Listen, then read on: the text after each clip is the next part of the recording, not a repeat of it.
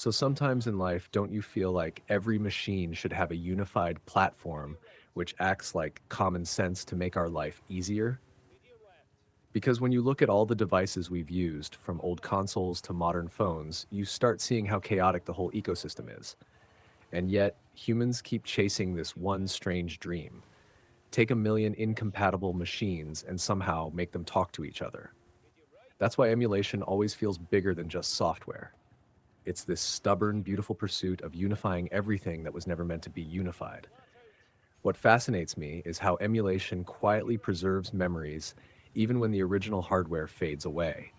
Consoles die, cartridges rot, disks scratch, servers vanish, but the desire to revisit those worlds refuses to go extinct. It's that same feeling I've spoken about in earlier essays. The surface always looks simple, but behind it, there's a mountain of invisible effort. Like how games such as Dispatch or Megabonk release without any hype yet carry more heart than louder projects. Emulation is built with that same understated sincerity. No marketing, no fanfare, just pure preservation disguised as code.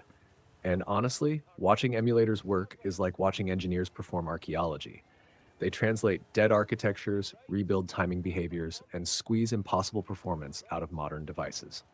Think about it. Coaxing a PS3's cell processor to behave on a tiny Android phone should be impossible. But people keep trying, and somehow it works. Half the time, you get a random 200% speed bug in the open world, but smooth races elsewhere, and you still forgive it, because you know the mission isn't perfection, it's continuity. Across everything we've discussed before, game feel, bureaucracy, interpolation, roguelites, the theme repeats.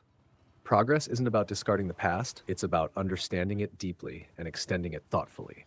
Emulation does exactly that. It bridges decades, formats, and philosophies, stitching together a harmony no manufacturer ever planned for. It gives forgotten games a future and lets new players understand why old titles mattered. And maybe that's why emulation feels eternal. Not because the tech never ends, but because the affection behind it never fades. Machines break, support ends, companies move on. But someone will always try to make an old game run just a little better on a new device, not for profit, but for love.